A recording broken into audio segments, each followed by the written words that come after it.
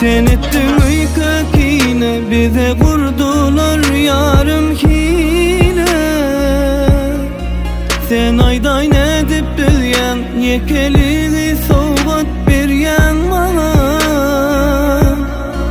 Gel seni kıysaya yüreğim, her zaman çağır yanına men gelerim. Elim yüreğimin üstüne koyarım, söyleyen diyerim. Asman ağlaya görüp men bu halimi, senin övüp dinlemez ahızarımı. Elimden al dünya men ahli barımı, kaydıp berim ki sevgili yarımı. Asman ağlaya görüp men bu halimi, senin övüp dinlemez ahızarımı. Elimden al dünya men ahli barımı, kaydıp berim ki sevgili yarımı.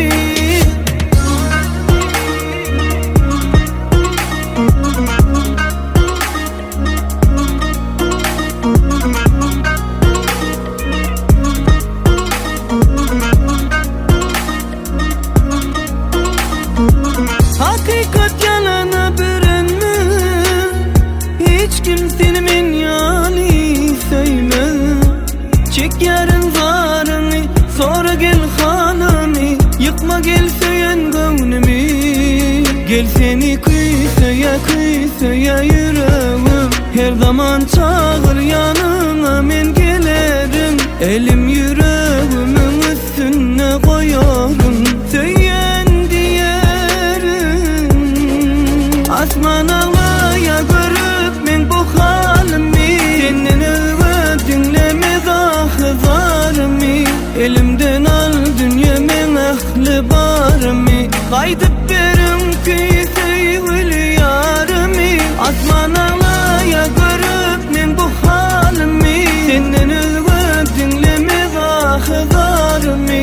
Elimden al dünya men ahli barımı, kaydıp berim ki sevgili yarımı.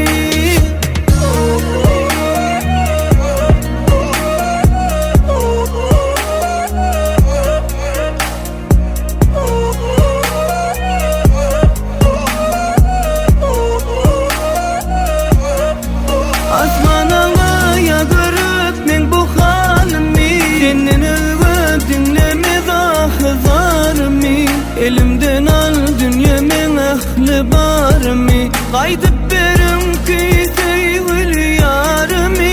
Asman ağlaya görüp men bu halimi, senin övüp dinlemez ahızarımı. Elimden al dünya men ahli barımı, kaydıp berim ki sevgili yarımı.